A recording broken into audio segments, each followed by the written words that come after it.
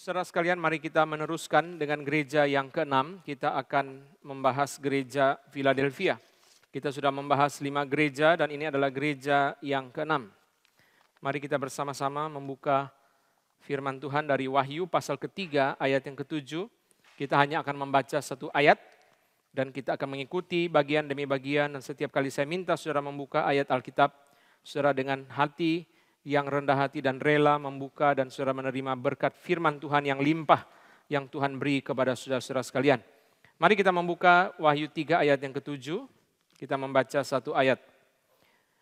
Dan tuliskanlah kepada malaikat jemaat di Philadelphia, inilah firman dari yang kudus, yang benar, yang memegang kunci Daud. Apabila ia membuka, tidak ada yang dapat menutup. Apabila ia menutup, tidak ada yang dapat membuka. Mari kita berdoa sekali lagi. Siapakah kami ya Tuhan sehingga kami bisa memikirkan firman-Mu. Kalau bukan Roh-Mu yang kudus bekerja, berbicara langsung ke dalam hati kami masing-masing, kami tidak mampu memahami rahasia yang terlalu ajaib dan terlalu agung ini. Kiranya ya Tuhan yang kami perlukan adalah Roh Kudus berkata-kata langsung di dalam hati kami dan menggerakkan kami untuk takluk kepada firman Tuhan.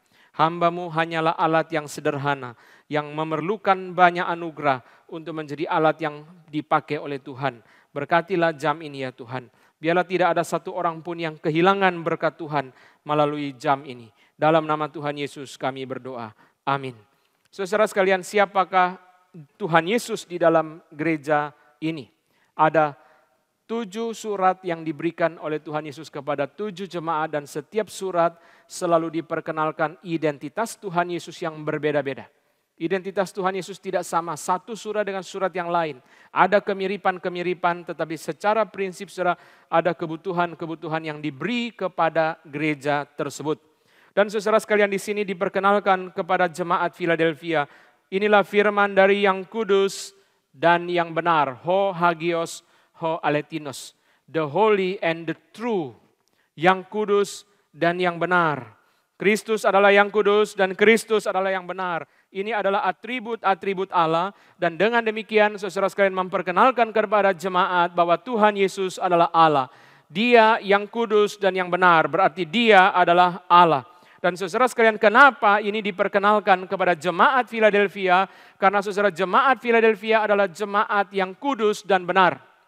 Saudara sekalian, dari 7 gereja ini, saudara, yang paling dicela adalah gereja Sardis. Yang paling dikritik oleh Tuhan Yesus adalah gereja Sardis. Dan yang paling dipuji oleh Tuhan Yesus adalah gereja Smyrna dan juga gereja Philadelphia. 2 gereja ini tidak ada celaan, 2 gereja ini ada pujian-pujian yang diberikan oleh Tuhan kepada mereka. Dan saudara, kenapa Tuhan Yesus diperkenalkan sebagai the holy and the true, yang kudus dan yang benar itu? Karena saudara, orang-orang di Philadelphia adalah orang-orang yang kudus dan yang benar. Supaya mereka tahu ternyata Tuhan kita juga demikian. Ketika saudara sekalian mereka dikritik oleh orang-orang Yahudi yang tidak percaya kepada Tuhan Yesus. Kepada siapa saudara mereka berharap, kepada siapa mereka berpegang, siapa yang mengkonfirmasi akan apa yang mereka lakukan, yang mengkonfirmasi akan apa yang mereka lakukan adalah Kristus sendiri. Karena He is the holy and the true. Dia adalah yang kudus dan yang benar. Saudara sekalian, orang yang sudah menjalankan kehidupan yang kudus dan yang benar, dia akan dihibur oleh identitas ini. Oh, ternyata my Lord is also the holy and the true. Ternyata Tuhanku juga kudus dan benar. Kalau dia sudah melakukan, saudara sekalian, yang kudus dan yang benar, tetapi Tuhan Yesus tidak demikian, maka saudara, dia bisa menjadi kecewa. Ternyata my Lord is not holy and true. Ternyata Tuhanku tidak demikian. Tetapi ketika dia menemukan saudara bahwa Tuhan Yesus juga demikian, maka dia dihibur dan dia dikuatkan oleh identitas ini. Saudara, bukan saja demikian. Identitas ini juga merupakan suatu panggilan kepada gereja-gereja yang lain, kepada orang Kristen yang lain, to be holy and to be true. Saudara, seolah-olah ada panggilan, saudara sekalian, to be the holy and the true servant of God, to be the holy and the true child of God, to be the holy and the true husband, to be the holy and the true wife, dan sebagainya. Tuhan memanggil, saudara, to be the holy and the true disciple, menjadi murid yang kudus dan yang benar, menjadi murid yang kudus dan yang benar. Mari kita buka saudara, ayat yang penting. Mari kita buka Imamat 20 ayat yang ke-26. Ayat yang sangat luar biasa ini. Imamat pasal yang ke-20 ayat yang ke-26. Saudara sekalian, firman Tuhan yang Tuhan beri, kiranya saya berdoa saudara, supaya bukan hanya saya yang diberkati, tapi saudara juga diberkati. Supaya Tuhan membukakan mata saudara secara rohani melihat keajaiban firman-Mu. Firman Tuhan dan Roh Kudus berkata-kata langsung ke dalam hati saudara, supaya saudara juga takluk kepada firman Tuhan. Imamat 20 ayat 26, inilah ayat yang paling lengkap berbicara tentang hal ini, dibandingkan dengan beberapa ayat yang lain yang muncul baik dalam perjanjian lama ataupun perjanjian baru. Kuduslah kamu bagiku, sebab aku ini Tuhan kudus. Aku telah memisahkan kamu dari bangsa-bangsa lain supaya kamu menjadi milikku. Saudara sekalian, kenapa Tuhan memanggil kita untuk menjadi orang-orang yang kudus? Kenapa Tuhan memanggil kita menjadi orang-orang yang kudus? Karena Dia sendiri kudus. Kuduslah kamu sebab aku kudus, demikian kata Tuhan. Dan saudara, kekudusan adalah bagian yang paling dalam dari diri Tuhan. Kekudusan adalah bagian yang paling dalam dari diri Tuhan. Itu sebabnya minggu lalu saya berkata Roh Kudus paling suka 3 hal. Roh Kudus paling suka 3 hal. Yang pertama, saudara, adalah kemuliaan Kristus. Sebab itu adalah tugas utamanya. Yang kedua adalah firman Allah, sebab itu adalah pemberiannya. Yang ketiga, saudara, adalah kekudusan, sebab itu adalah namanya. Roh Kudus paling suka akan 3 hal. Firman Allah, kemuliaan Kristus, dan kekudusan. Karena 3 hal itu begitu melekat dengan Roh Kudus. Dan saudara sekalian, kekudusan adalah bagian dari dalam diri Tuhan. Bagian yang sangat dalam dari dalam diri Tuhan. Itu sebabnya tidak heran malaikat berkata, kudus, kudus, kudus. 3 kali malaikat berkata, kudus, kudus, kudus. Berarti saudara sekalian itu adalah bagian yang sangat-sangat dalam dari diri Tuhan. Malaikat tidak pernah berkata kasih, kasih, kasih. Malaikat tidak pernah berkata saudara adil, adil, adil. Tapi malaikat berkata kudus, kudus, kudus 3 kali. Saudara sekalian, kenapakah kita harus hidup kudus? Tidak ada alasan lain. Tuhan berkata, kuduslah kamu, sebab aku kudus. Lalu yang kedua, saudara, di dalam ayat ini dikatakan, aku telah memisahkan kamu dari bangsa-bangsa lain, supaya kamu menjadi milikku. Tuhan memisahkan kita dari bangsa lain, supaya kita tidak hidup menurut cara hidup bangsa lain. Berkali-kali saudara di dalam Alkitab Tuhan berkata, janganlah kau hidup menurut cara hidup bangsa-bangsa yang telah aku halau. Karena aku muak melihat kehidupan mereka. Kita menjadi milik Tuhan untuk apa? Saudara, menjadi milik Tuhan untuk hidup kudus. Kita menjadi milik Tuhan untuk hidup jangan sama seperti bangsa-bangsa lain. Orang Kristen, saudara, kalau dalam kesulitan selalu menyanyi, Allah mengerti, Allah mengerti. Saya milik Tuhan, Tuhan pelihara. Bagus. Tapi saudara mengerti hati Tuhan? Allah mengerti terus kesulitanmu. Allah mengerti terus perasaanmu. Tapi engkau memikirkan perasaan Tuhan? Apakah saudara memikirkan perasaan Tuhan? Dan saudara, bagian yang paling luar biasa bagi saya dari ayat ini adalah bagian yang pertama, saudara. Yang muncul pertama dari ayat ini. Kuduslah kamu bagiku. Saudara, ini adalah seruan hati Tuhan kepada saudara. Kuduslah kamu bagiku. Dan saya berharap saudara dan saya menjawab Tuhan sekarang di dalam hatimu. Saya mau Tuhan. Kuduslah kamu. Bagi siapa? Bagi Tuhan. Engkau hidup kudus pertama-tama bukan bagi istrimu, bukan bagi suamimu, bukan bagi anak-anakmu, bukan bagi orang lain. Engkau hidup kudus yang pertama bagi Tuhan. Saudara sekalian, kuduslah kamu bagiku. Itu seruan siapa, saudara? Seruan siapa itu? Permintaan pendeta? Engkau hidup kudus untuk menyenangkan pendeta? Engkau hidup kudus untuk menyenangkan patong? Tidak, engkau hidup kudus untuk Tuhan. Kuduslah kamu bagiku. Wah, saya membaca ayat ini dengan gemetar, saudara. Saya jawab dalam hati, Tuhan tolong saya mau Tuhan. Kuduslah kamu bagiku. Saudara, saya merasa, saudara, ketika membaca ayat ini, sungkan Tuhan minta. Tuhan minta sesuatu kepada kita manusia berdosa yang rendah, yang tidak layak ini, saudara. God is asking something to us. Apa yang Tuhan minta kepada saudara? Bawa korban persembahan? Tidak. Kuduslah kamu bagi siapa? Bagi Tuhan. Kuduslah kamu bagiku. Dan sekarang saya minta saudara jawab di dalam hatimu. Saya mau Tuhan. Help me, I want to be holy for you. Bukan bagi siapa-siapa. Saudara, kita menjadi kudus bagi orang lain itu nanti. Kita menjadi kudus bagi keluarga kita itu nanti, saudara. Itu adalah kesaksian, saudara. Itu adalah step yang kedua. Itu adalah step yang berikut. Tetapi the first step adalah step yang pertama, menjadi kudus bagi Tuhan. Oh, saudara, Tuhan minta. Saya bilang, Tuhan, apa enggak salah Tuhan minta?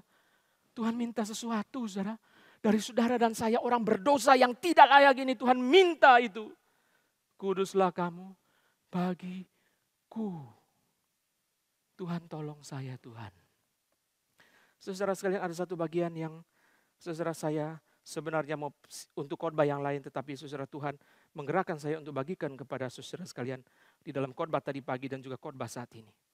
Saudara, saya menemukan di Perjanjian Lama berkali-kali Tuhan berkata satu kalimat, janganlah menghadap hadirat Tuhan dengan tangan hampa. Janganlah menghadap hadirat Tuhan dengan tangan hampa. Saya membaca ayat ini berkali-kali, saudara, dan kalimat ini saya baca berkali-kali. Tuhan, apa maksudnya? Janganlah menghadap hadiratku dengan tangan hampa. Janganlah menghadap hadiratku dengan tangan hampa. Apa maksudnya? Dan Tuhan mengingatkan saya. Mazmur 51. Korban sembelihan kepada Allah ialah jiwa yang patah, hati yang remuk.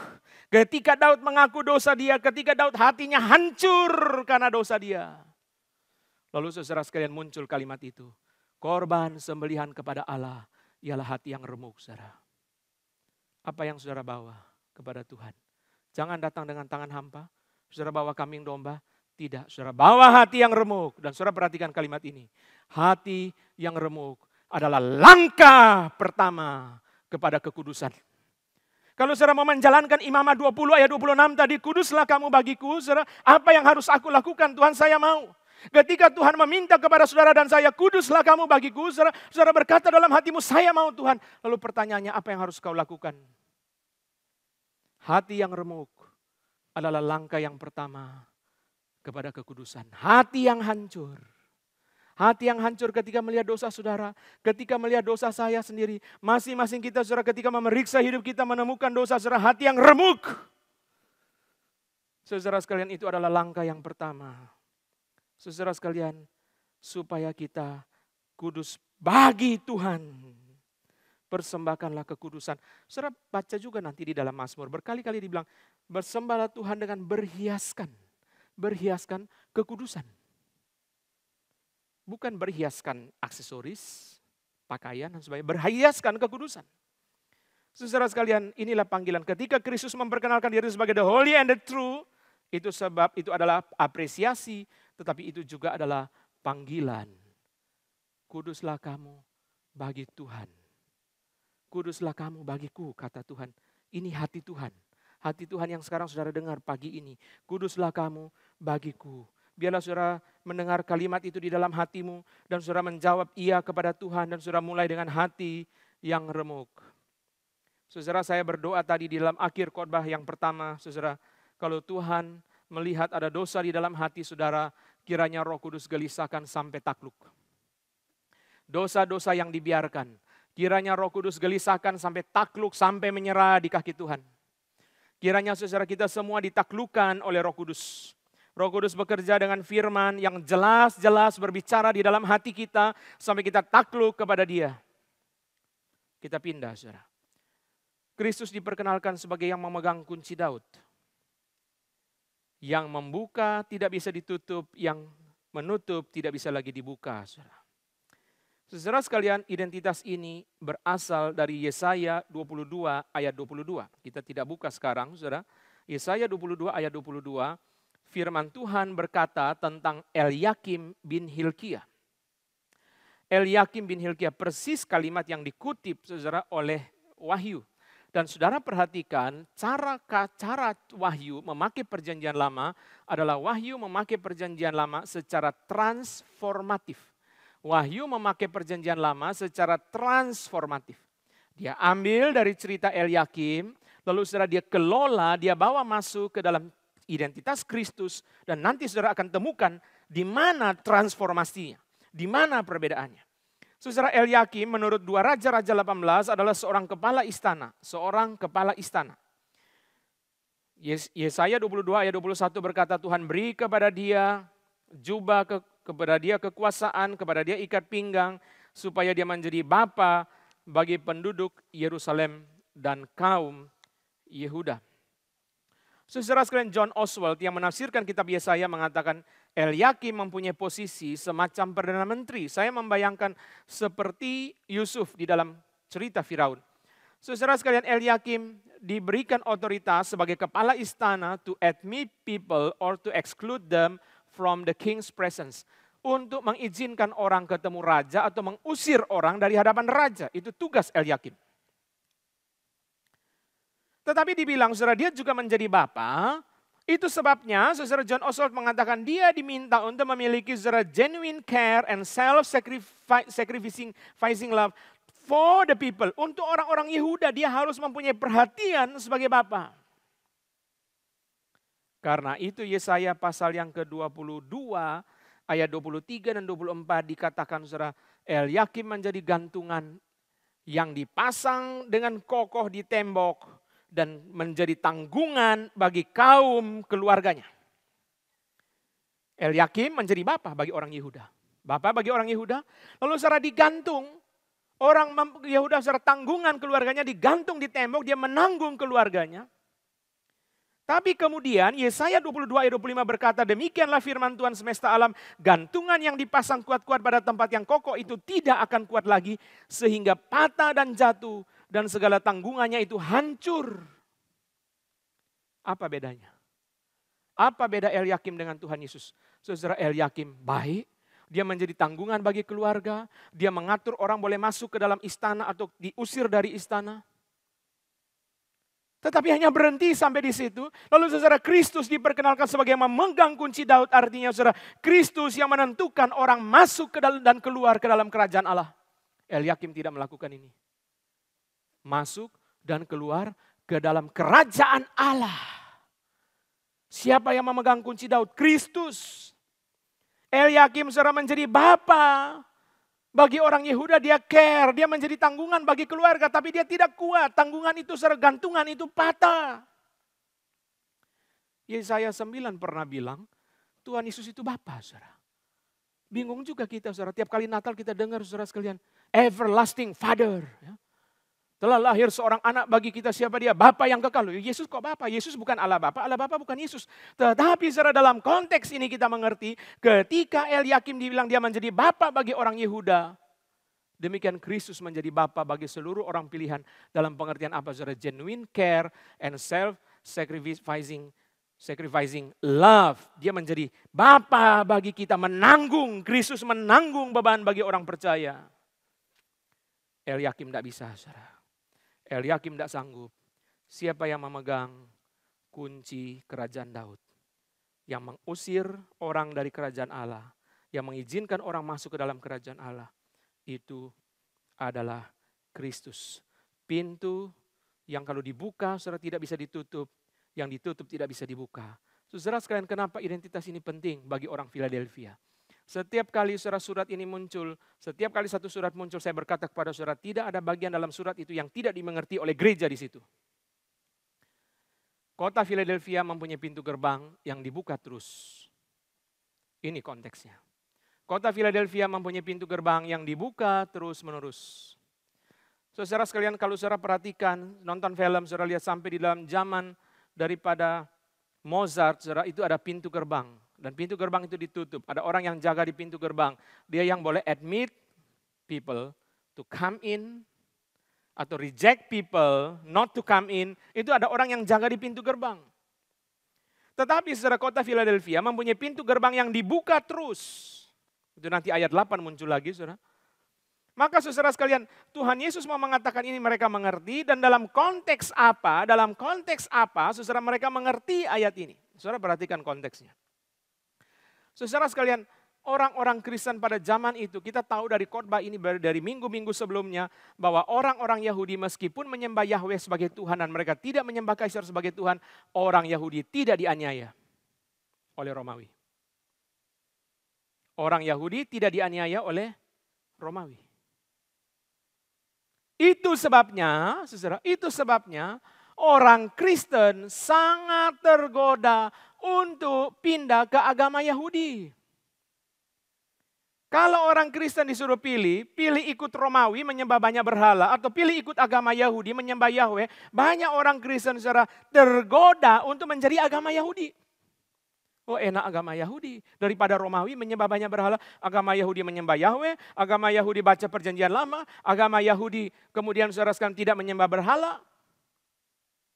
Hanya satu yang harus kamu lakukan ketika kamu masuk ke dalam agama Yahudi. Sangkal Kristus sebagai Tuhan. Yesus orang Nazaret itu bukan Tuhan. Itu permintaan, saudara.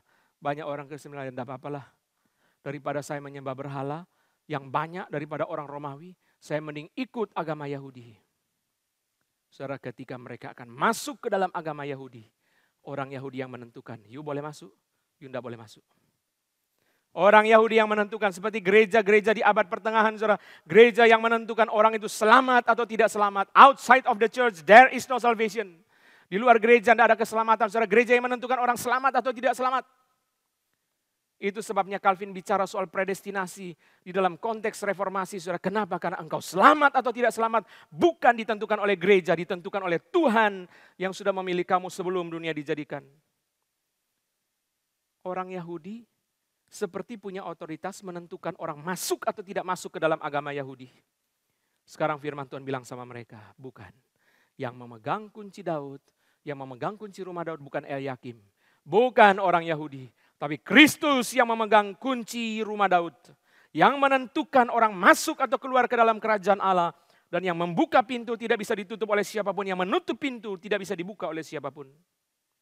Terpujilah Tuhan Yesus. Saudara, ini pertanyaan yang pertama, siapakah Kristus dalam surat ini? Pertanyaan yang kedua, apa kelebihan jemaat Philadelphia? Apa kelebihannya? Saudara? Ayat 8, Wahyu 3 ayat 8, apa kelebihan jemaat Philadelphia? Aku tahu segala pekerjaanmu, lihatlah, aku telah membuka pintu bagimu, yang tidak dapat ditutup oleh seorang pun. Aku tahu bahwa kekuatanmu tidak seberapa, namun engkau menuruti firmanku dan engkau tidak menyangkal namaku. Saudara, lihatlah, aku telah membuka pintu bagimu. Para penafsir mengatakan ini adalah simbol dari penginjilan. Dan mereka berkata, saudara, the only church called as the missionary church adalah gereja ini. Dari 7 gereja yang disebut gereja misionaris adalah gereja Philadelphia. Gereja Philadelphia adalah gereja misionaris. Gereja Philadelphia adalah gereja misionaris karena Tuhan membuka pintu bagi mereka. Tuhan membuka pintu bagi mereka untuk memberitakan Injil. Itu sebabnya saudara baca di mana-mana saudara akan temukan orang-orang ahli-ahli suka menyebut gereja ini sebagai missionary church. Gereja yang bermisi, gereja yang memberitakan Injil.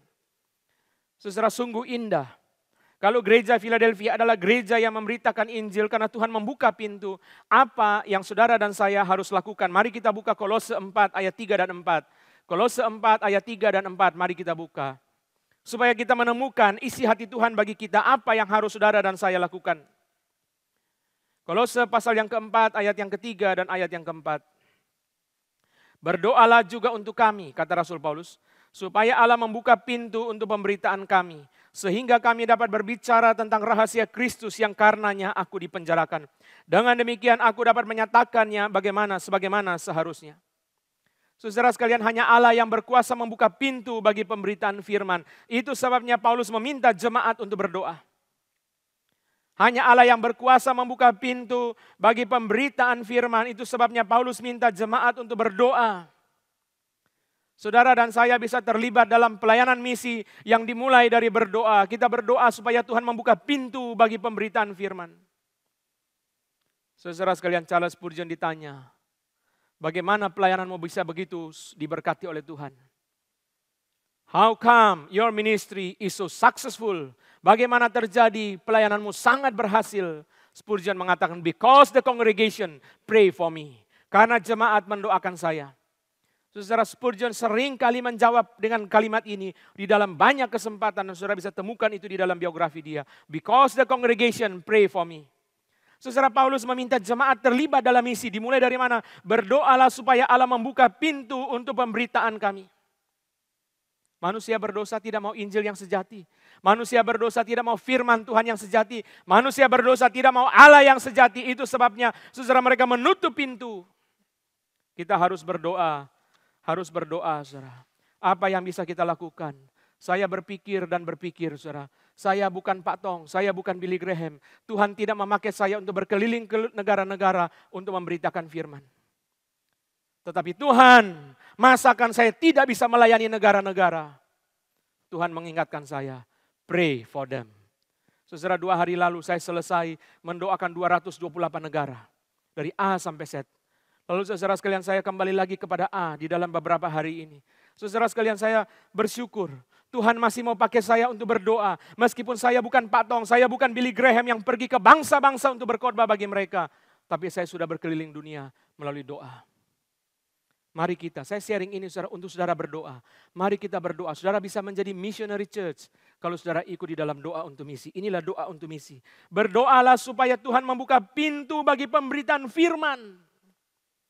Di banyak negara saudara ditutup pintu. Di banyak negara saudara mereka tidak mau. Pemerintah saudara sekalian memblacklist itu website-website YouTube daripada penginjilan. Tetapi saudara sekarang karena teknologi, maka banyak masyarakat sudah bisa menembus.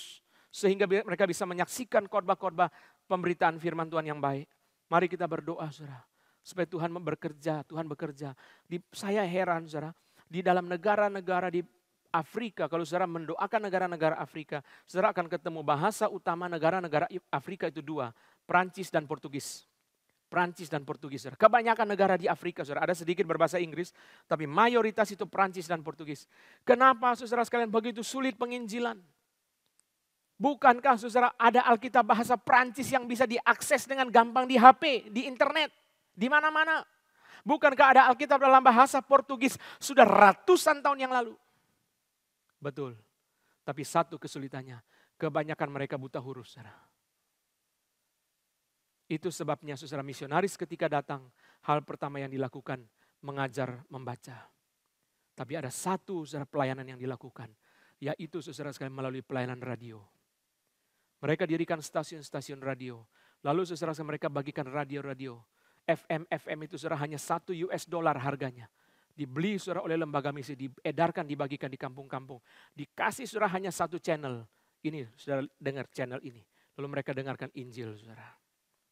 Saudara sekalian berdoalah supaya Tuhan membuka pintu bagi penginjilan. Berdoalah supaya Tuhan membuka pintu bagi pemberitaan firman Tuhan. Demikian kata Rasul Paulus. Supaya kami dapat berbicara tentang rahasia Kristus.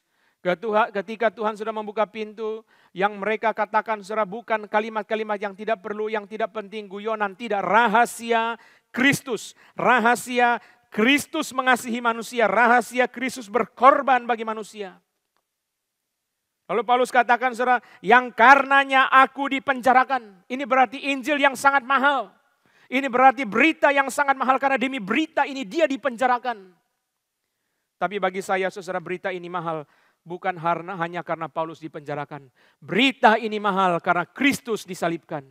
Penyaliban Kristus. Lalu kemudian pemenjaraan Paulus menyatakan saudara Injil itu begitu mahal. Itu sebabnya dia beritakan saudara. Di dalam saudara special moment of the Holy Spirit. Saudara berdoa supaya Tuhan membuka pintu. Special moment of the Holy Spirit. Antara pengkhotbah, antara pendengar dan Roh Kudus memberikan kesempatan itu. Itu yang harus didoakan saudara. Tuhan membuka pintu. Tuhan membuka pintu. Saudara sekalian saya tidak ajak saudara baca ke Kisah Rasul 14 ayat 27. Kisah Rasul 14 ayat 27 saudara adalah kesaksian. Kalau tadi doa, kita bisa berdoa. Tuhan membuka pintu dalam Kisah Rasul 14. Bagaimana Paulus dan Barnabas menginjili orang Derbe. Dan Tuhan membuka pintu sehingga banyak murid dimenangkan. Banyak orang dimenangkan menjadi murid. Dan Kisah Rasul 14 ayat 27 berkata, Allah telah membuka pintu bagi bangsa-bangsa lain kepada iman. Allah telah membuka pintu bagi bangsa-bangsa lain kepada iman. Saudara, beberapa hari lalu Tuhan mengingatkan saya akan Don Richardson. Saya sudah lama tidak memikirkan Don Richardson, saudara. Dulu saya ada satu waktu saudara sekalian begitu tergerak oleh pelayanan dia. Saudara, saya pernah juga tayangkan video di dalam zaman dulu sekali PA di lantai 1 waktu itu masih hari Sabtu kalau saya tidak salah PA-nya. Saudara, tentang video daripada Don Richardson. Tapi beberapa hari yang lalu saudara, Tuhan ingatkan saya Don Richardson. Ketika saya buka di internet saya baru tahu Don Richardson sudah meninggal. 85 tahun 2018. Saudara, 83, 80 berapa saudara, dia sudah meninggal dunia. Lalu saya nonton lagi saudara, video dokumenter yang dibuat oleh anaknya Steve Richardson.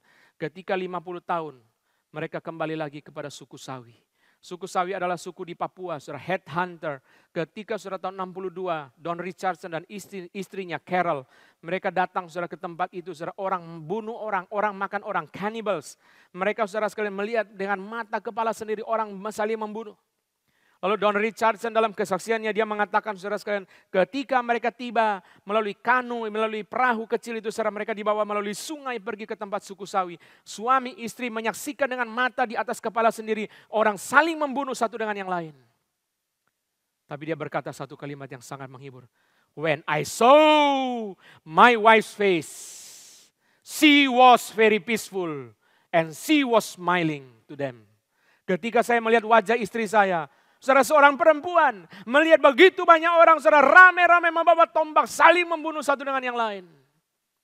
Istrinya sangat damai dan tersenyum kepada mereka. Saudara, mereka 15 tahun di tempat itu menginjili orang-orang Sawi, menerjemahkan Alkitab ke dalam bahasa Sawi. Dan akhirnya saudara banyak yang dimenangkan. Dan bagaimana Don Richardson bisa menginjili? Saudara mungkin sudah tahu cerita ini. Mereka saudara mengadakan perjanjian. Kepala suku membawa anak tunggal dia. Kepala suku berkata kepada suku yang lain, kita bertempur terus, hari ini kita mengadakan perjanjian. Perjanjiannya adalah, saya bawa anak saya, anak tunggal saya beri kepada sukumu. Tolong jaga dia, sebagai komitmen kita tidak mau perang lagi, anak tunggalku ini aku beri kepada kamu, kepada sukumu, menjadi the peace child, anak perdamaian. Dan dikatakan, as long as he lives, there is no war between us. Sepanjang dia hidup, jangan kiranya ada permusuhan di antara kita. Lalu saudara Don Richardson mengatakan, Tuhan membawa dia untuk memberitakan Injil kepada orang Sawi. Saudara, peace child, anak perdamaian, the greatest peace child. Anak perdamaian yang terbesar itu adalah Tuhan Yesus. Diberi supaya kita berdamai dengan Allah. Allah memberi anak tunggalnya.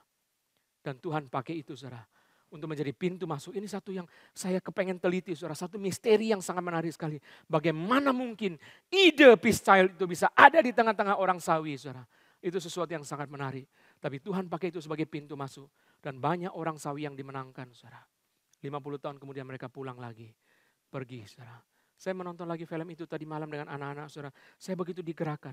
Sebelum tidur saya berlutut di sebelah tempat tidur, saya berdoa, Tuhan kiranya api yang Tuhan beri kepada Don Richardson, Tuhan beri kepada saya untuk mengasihi jiwa-jiwa. Suami istri dari Amerika, saudara, mempunyai anak umur 7 bulan. Mereka saudara pergi ke Papua untuk apa, saudara? Orang-orang itu saudara ketika tahun-tahun pertama mereka memberitakan Injil, tidak ada keberhasilan, mereka putus asa. Tapi saudara mereka menginjili sampai berhenti perang di antara orang-orang itu, saudara. Saudara, mari kita buka ayat yang sangat penting, saudara. Saudara sekalian, kita berdoa supaya Tuhan membuka pintu bagi penginjilan. Tetapi saudara sekalian, kita harus juga sadar satu hal yang Tuhan puji daripada orang-orang Philadelphia. Bagi saya, saudara, memasuki bagian ini juga bagian yang sangat luar biasa. Aku tahu kekuatanmu tidak seberapa. Gereja Philadelphia adalah gereja kecil. Gereja Philadelphia adalah gereja kecil, terbalik dengan gereja Sardis yang minggu lalu. Gereja Sardis, gereja besar. Gereja Sardis, gereja kaya. Gereja Sardis, gereja hebat. Tapi kerohanian mereka hancur. Mereka sudah sangat duniawi. Tapi gereja Philadelphia adalah gereja kecil. Tapi setia. Gereja kecil, saudara. Gereja Philadelphia bukan gereja hebat. Gereja Philadelphia adalah gereja kecil. Tetapi saudara lihat di dalam ayat yang ada di ayat 8. Saudara. Kekuatanmu tidak seberapa, namun engkau menuruti firmanku dan engkau tidak menyangkal namaku. Mereka gereja kecil, saudara. Tapi mereka bertahan, mereka setia. Mereka melewati saudara, serangan daripada orang-orang Yahudi yang disebut oleh Tuhan Yesus sebagai jemaah iblis. Mereka setia. Saudara sekalian, ini suatu kehormatan yang luar biasa. Gereja yang kecil tetapi setia. Saudara, Amsal berkali-kali mengatakan lebih baik miskin tetapi setia. Lebih baik miskin tetapi setia. Saudara sekalian, apakah kekuatan kita untuk bertahan? Ini yang menjadi pergumulan kita, saudara. Mereka bertahan. Mereka saudara tahu kalau orang itu tidak menyembah berhala, kalau orang itu tidak berzina, pada masa itu berarti kemiskinan, penganiayaan akan segera tiba. Lalu apa yang membuat mereka bertahan? Ketika merenungkan bagian ini, saudara sekalian, Tuhan memberikan kepada saya firman yang akan saya ajak saudara baca dari Ayub 6 ayat 11. Mari kita buka Ayub pasal yang ke-6 ayat yang ke-11. Ayub pasal yang ke-6 ayat yang ke-11. Saudara, ayat ini luar biasa. Selama berbulan-bulan ini saya memikirkan ayat ini, tetapi Tuhan belum memberi kesempatan untuk dibagikan kepada saudara, dan hari ini kita membukanya. Ayub pasal yang ke-6 ayat 11. Apakah kekuatanku sehingga aku sanggup bertahan, dan apakah masa depanku sehingga aku harus bersabar? Saudara, ide dari ayat ini sederhana. Kalau orang punya kekuatan pasti bertahan, kalau orang punya masa depan pasti bersabar. Sederhana, saudara, ide dari ayat ini. Kalau orang punya kekuatan, dia akan bertahan terus.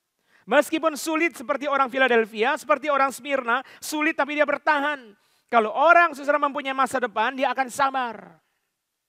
Bagaimana bisa bertahan? Kekuatan apa yang membuat kita sustain terus menerus? Kekuatan apa yang bisa membuat kita bertahan terus menerus? Pertanyaan Ayub ini dijawab di dalam Rasul Paulus. Kesanggupan kami adalah pekerjaan Allah. Kesanggupan kami adalah pekerjaan Allah. 2 Korintus 3 ayat 5. Kesanggupan kami adalah pekerjaan Allah. 2 Korintus 3 ayat 5. Kesanggupan kami adalah pekerjaan Allah. Kalau Tuhan memberi kekuatan, bisa bertahan, saudara. Terus bertahan. Terus bertahan, bertahan, bertahan. Dengan kekuatan apakah aku dapat bertahan? Dengan pekerjaan Allah, aku bisa bertahan. Pekerjaan Allah, saudara. Dengan masa depan apakah? Apakah masa depanku sehingga aku harus bersabar? Ini sudah dari anak kecil sudah tahu, saudara. Masa depan itu membuat dia bersabar. Sabar ya, nanti kalau sudah selesai ujian, pergi main. Dia akan sabar terus, saudara. Karena ada masa depan. Sabar ya, nanti kalau naik kelas dikasih sepeda. Ada masa depan, saudara, itu sebabnya dia bersabar. Nanti sampai dia kuliah, saudara sekalian, dia tahu ada seorang wanita yang dia taksir, itu sebabnya dia bersabar terus. Banyak perempuan yang senang sama dia tidak mau. Sabar, aku menunggu dia. Aku tidak mau yang lain, aku tunggu dia. Ada masa depan, maka bersabar, saudara. Dan masa depan itu adalah kehendak Allah, the will of God. Ketika kehendak Allah dilaksanakan, itulah masa depan. Masa depan orang percaya itu apa, saudara? Kehendak Allah. Ketika kehendak Allah dilaksanakan, saudara, orang tahu kehendak Allah akan dilakukan, dia sabar. Paulus berkata, aku bersabar. Saudara, sabar ya. Dia sabar, aku rela menjadi segala-galanya supaya aku memenangkan banyak orang. Aku rela menjadi segala-galanya supaya aku membawa mereka kepada Tuhan. Dia sabar. Sabar, saudara. Masa depan saudara dan saya apa kehendak Tuhan? Kalau kehendak Tuhan dilaksanakan, saudara, kita bersabar. Kita bersabar. Sabar, saudara, karena kita ingin mereka dimenangkan. Berkali-kali dari mimbar ini saya terus berteriak kepada orang tua. Sabar kepada anak. Saudara Don Richardson dan Carol sabar kepada orang Sawi. Mereka datang, saudara, tidak melihat hasil. Mereka harus belajar dengan susah payah setiap hari. Saudara Don Richardson pakai 8 sampai 10 jam untuk belajar bahasa. Saudara bayangkan dia tidak ngerti bahasa orang Sawi, saudara. Mereka membawa pisang lalu dia tunjuk-tunjuk ini dan mereka ngomong satu kata, saudara, dan istrinya catat setiap hari. Mereka belajar dengan bahasa dengan cara itu.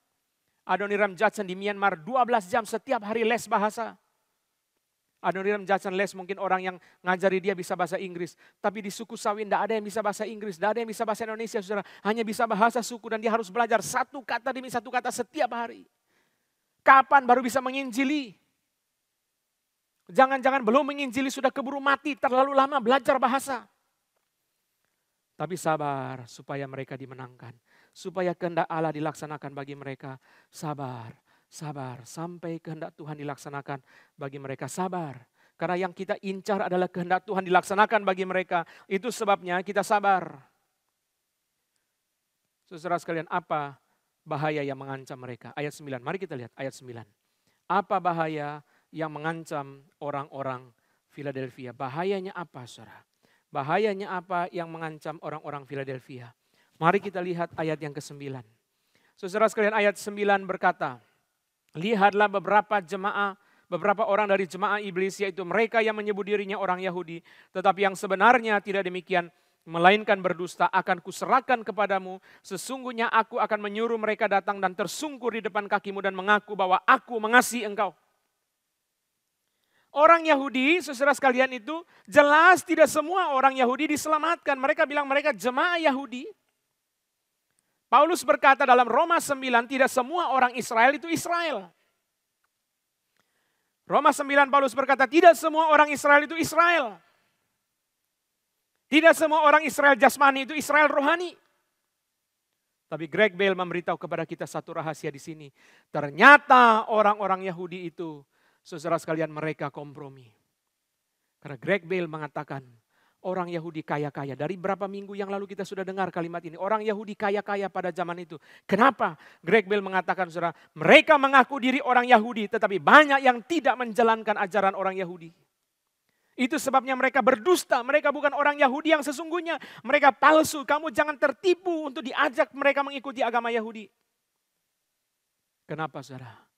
Karena sebagian dari mereka supaya menjadi kaya berzina. Sebagian dari mereka supaya menjadi kaya menyembah berhala. Sebagian dari mereka supaya menjadi kaya mengikuti apa yang diajarkan oleh orang-orang Romawi. Saudara sekalian, jangan tertipu.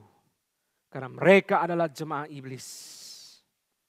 Lalu Tuhan Yesus berkata, aku akan menyuruh mereka datang. Tersungkur di depan kakimu dan mengaku bahwa aku mengasihi engkau. Orang melihat kita ngakunya apa, saudara? Orang melihat kita ngaku kita hebat, ngaku kita kaya, ngaku kita pintar, tidak penting. Yang paling penting orang ketika melihat saudara dan saya, mereka mengaku orang ini dikasihi oleh Tuhan. Itu lebih penting.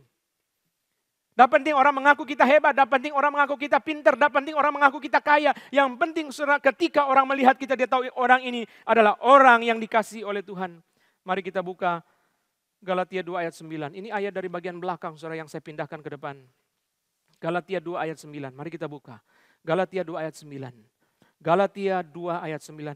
Dan setelah melihat kasih karunia yang dianugerahkan kepadaku, maka Yakobus, Kefas, dan Yohanes yang dipandang sebagai soko guru jemaat berjabat tangan dengan aku dan dengan Barnabas sebagai tanda persekutuan supaya kami pergi kepada orang-orang yang tidak bersunat dan mereka kepada orang-orang yang bersunat. Yakobus, Yohanes, Petrus mengakui Paulus. Dasarnya apa? Dasar apa mereka mengakui Rasul Paulus setelah melihat kasih karunia yang dianugerahkan kepadaku? Gak penting seorang orang bilang, oh ini orang hebat, ini orang pintar, gelarnya tinggi. Bahkan saya berkata kepada saudara, yang lebih penting orang melihat kita, saudara, bukan mengaku kita setia kepada Tuhan. Itu penting. Tapi yang lebih penting, orang mengaku orang ini dikasihi oleh Tuhan. Orang ini diberi kasih karunia oleh Tuhan.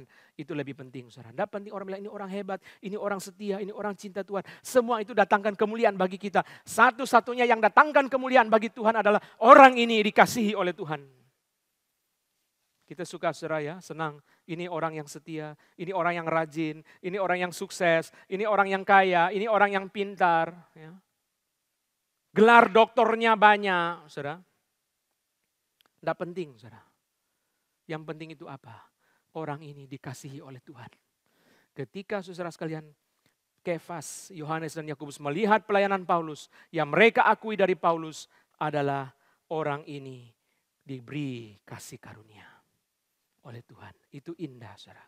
Saudara sekalian, orang mengaku, harus mengaku. Ketika orang Yahudi mengeksklut orang Philadelphia. Ketika orang Yahudi saudara mengusir orang Philadelphia. Orang Yahudi sendiri konsisten. Tuhan Yesus berkata mereka jemaah iblis. Ngakunya Yahudi tapi berdusta. Betul Yesus ngomong begitu. Karena kepada jemaat Smyrna juga Yesus bilang itu jemaah iblis. Kenapa? Mereka itu dibilang orang Yahudi tapi mereka bukan betul-betul orang Yahudi. Buktinya ketika Polikarpus dibakar mati pada hari Sabat yang mengangkat kayu adalah orang Yahudi. Betul dia orang Yahudi? Betul dia menghargai Sabat, aturannya 39 aturan hari Sabat.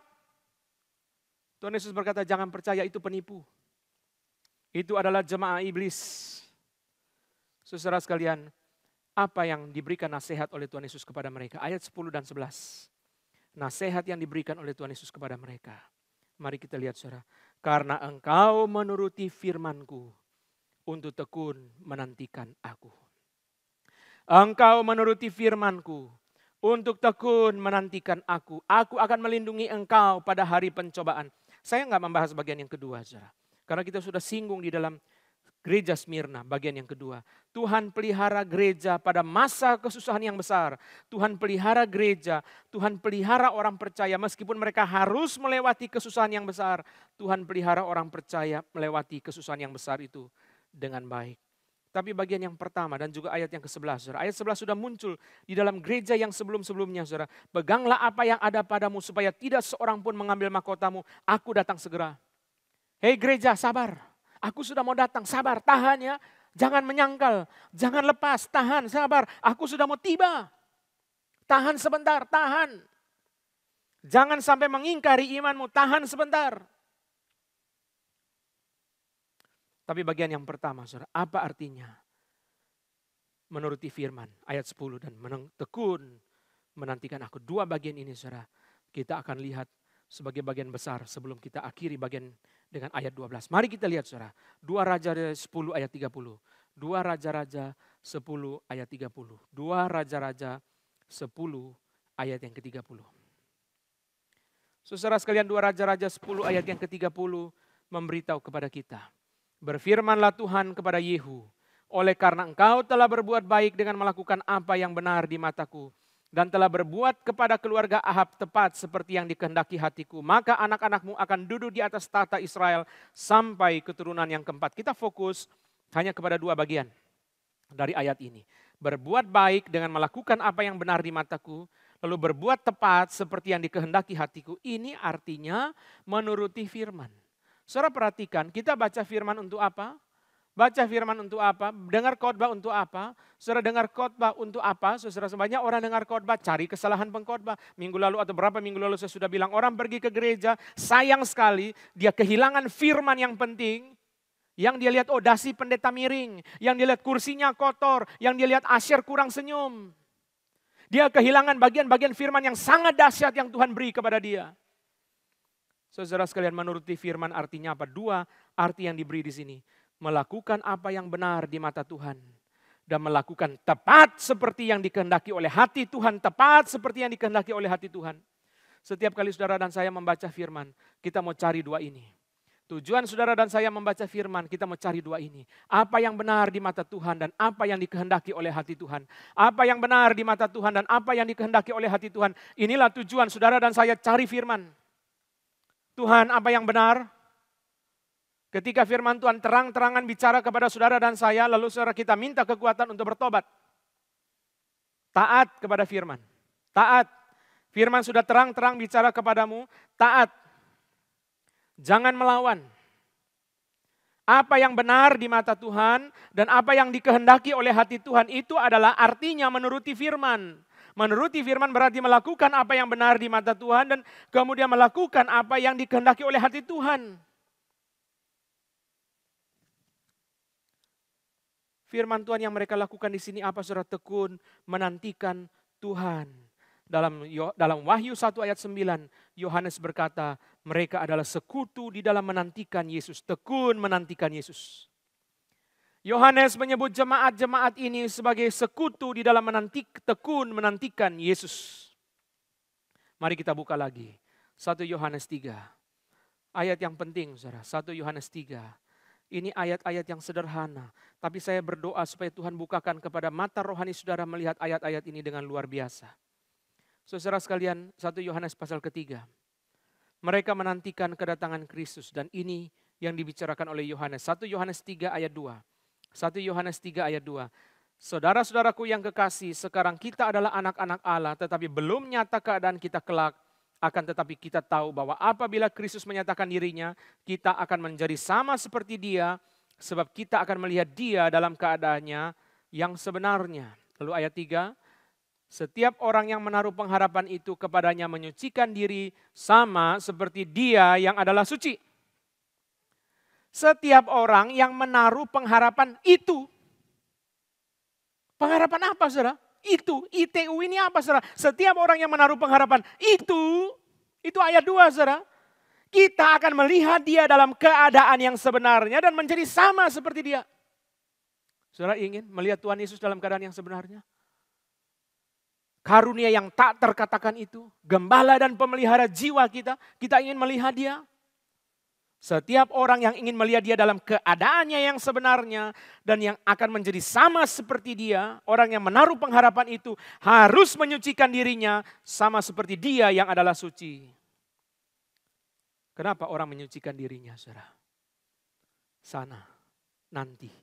Karena kita akan melihat dia dalam keadaannya yang sebenarnya. Saudara sekalian, Evan Roberts punya khotbah yang saya singgung minggu-minggu yang sebelumnya, saudara. Confess and repent all known sin. Akui dan bertobat dosa yang terang-terang Tuhan beritahu kepada saudara. Apapun saja dosa yang terang-terang Tuhan beritahu kepada saudara, confess and repent. Saudara, ini dibilang kalau orang menaruh pengharapan itu ingin ketemu Tuhan, saudara. Ingin ketemu Tuhan untuk apa, saudara? Untuk lepas dari semua penderitaan kita. Itu egois ya, eskapisme, egois. Ingin ketemu Tuhan untuk lepas dari semua penderitaan kita? Bukan, saudara. Ingin ketemu Tuhan supaya menjadi sama seperti dia.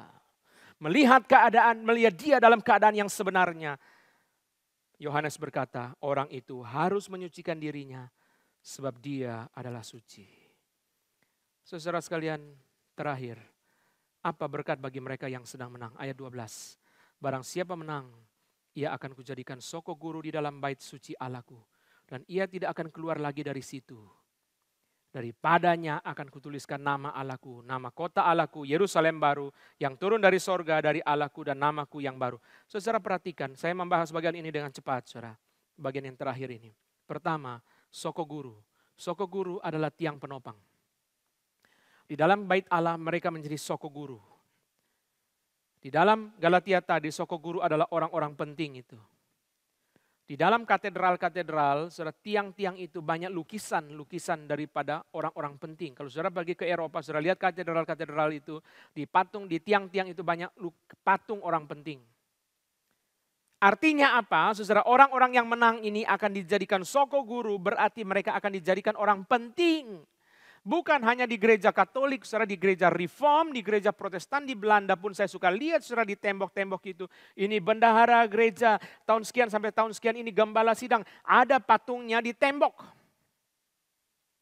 Menjadi orang penting, saudara, menjadi tiang pilar di dalam bait Allah berarti mereka akan menjadi orang penting yang dihargai. Lalu yang kedua, saudara, yang kedua dikatakan di situ, saudara, mereka tidak akan keluar lagi dari situ. Apa artinya? Mereka tidak akan keluar lagi dari situ, saudara, karena kota Philadelphia adalah kota yang sering mengalami gempa bumi. Sehingga orang-orang Philadelphia selalu pergi keluar kota. Tuhan bilang sama mereka, kamu tidak akan keluar lagi dari situ. Kamu pergi ke rumah Tuhan, selama-lamanya tidak akan keluar lagi dari situ, saudara. Saudara sekalian, betapa indah. Terus bertahan. Kota Philadelphia seringkali gempa bumi. Orang keluar dari kota itu. Pergi keluar kota, lari. Tinggal di atas gunung. Tapi Tuhan janji kepada mereka. Kamu di Philadelphia sering gempa bumi. Besok kamu di sorga, tidak ada gempa bumi. Kamu tidak akan keluar dari situ selama-lamanya. Lalu saudara yang ketiga dibilang, kuberi nama. Kutuliskan nama Allahku. Nama Yerusalem baru. Yerusalem baru itu apa? Saudara dengar khotbah saya di YouTube. Wahyu 20, 21, 22. Saudara saya jelaskan Yerusalem baru. Yerusalem baru itu gereja. Yerusalem baru itu adalah gereja. Lalu saudara pertama nama Allah. Yang kedua nama Yerusalem baru, nama gereja. Yang ketiga nama Kristus yang baru. Kota Philadelphia pernah diganti nama 2 kali. Ketika gempa bumi terjadi, tidak ada uang untuk bangun. Lalu Kaisar beri uang untuk bangun. Lalu kemudian mereka ganti nama kota itu menjadi Neo Kaisaria. Neo Caesarea, Neo Kaisaria, saudara. Mereka mengganti nama 2 kali. Ketika Vespasianus menjadi kaisar, mereka ganti nama lagi. Maka Tuhan berkata, aku akan beri kepada kamu nama. Heran ya. Setiap surat, yang hebat dari 7 surat ini adalah setiap surat Tuhan beri kepada mereka istilah-istilah yang mereka mengerti. Yang sesuai dengan kota itu, yang sesuai dengan gereja itu. Apa yang mereka paham, sangat paham. Tidak ada satu surat pun yang tidak dipahami oleh kota itu sendiri. Apa artinya beri nama, saudara? Nama itu saudara sekalian berkaitan dengan pribadi. Tidak ada nama yang tidak berkaitan dengan pribadi. Semua nama berkaitan dengan pribadi. Inilah teologi nama di dalam Alkitab. Dan saudara, ketika diberi nama Allah, diberi nama gereja, diberi nama Kristus, berarti you will be identified with God, with the church, and with Christ. Kamu akan menjadi satu, saudara. Orang-orang Skandinavia, Eropa Utara, mereka suka berikan nama anak, saudara. Belakangnya ada son, daughter. Kalau anak laki, saudara, son. Anak perempuan, daughter. Jadi saudara, kalau papanya namanya Daniel, Daniel son, Daniel daughter, saudara. Saudara, kalau lihat pemain-pemain sepak bola Swedia, Norwegia, namanya banyak belakang son, saudara. Kenapa? Supaya jangan lepas dari papanya. Jangan lepas dari papanya, maka diberi nama son, daughter, son, daughter. Itu ciri khas dari nama-nama orang Skandinavia. Supaya diidentifikasi, saudara, dengan nama orang tuanya. Kalau kita, saudara, orang timur, orang Chinese, orang timur, bukan nama papa, nama marga. Beda, saudara. Supaya jangan keluar dari marga. Kalau mereka, saudara, bukan nama marga, nama papanya sendiri. Nama papanya sendiri. Saudara, diberi nama Allah, diberi nama gereja, diberi nama Kristus yang baru, saudara, berarti identifikasi. Identifikasi, saudara. Kita menjadi bersatu dengan Allah, bersatu dengan gereja, bersatu dengan Kristus sampai selama-lamanya. Saudara sekalian, tidak penting nama Neo Kaisaria, tapi nama Allah. Nama Tuhan itu yang paling penting. Mari kita bangkit berdiri. Kita berdoa. Tuhan, kami bersyukur untuk firman yang Tuhan beri pada siang hari ini. Kiranya Roh Kudus berkata-kata terus dalam hati kami. Hamba Tuhan berhenti berkata-kata, tapi Roh Kudus kiranya bersuara dengan kencang di dalam hati kami. Dan kiranya Roh Kudus bersuara lebih keras daripada suara dosa yang bertutur dalam hati kami. Sehingga suara firman itu mematahkan suara-suara dosa. Sehingga kami bertobat, ya Tuhan. Kiranya kami tidak mengeraskan hati. Jikalau pikiran kami pada saat ini tidak fokus kepada firman, Tuhan ampuni. Karena kami kehilangan hal-hal yang sangat berharga di dalam hidup kami. Yang akan kami sesali suatu hari nanti. Kami berdoa, ya Tuhan, kiranya Tuhan kasihan kepada kami. Supaya jangan ada perkara-perkara remeh-temeh yang dipakai oleh setan untuk menghalangi kami memikirkan firman Tuhan yang terlalu ajaib dan terlalu agung yang Tuhan beri kepada kami. Kami berdoa, ya Tuhan, supaya Roh Kudus membuka mata rohani kami untuk melihat keajaiban firman-Mu. Dan Roh Kudus membawa kami takluk kepada firman-Mu pada saat ini juga. Dan kami pulang dengan satu komitmen yang jelas untuk menjadi kudus bagi Engkau. Bukan bagi manusia. Tidak terlalu penting manusia melihat kekudusan kami. Meskipun kami dipanggil untuk bersaksi. Tapi yang lebih penting, Tuhan menerima kekudusan kami. Terima kasih, ya Tuhan, untuk firman Tuhan. Dalam nama Tuhan Yesus kami berdoa. Amin.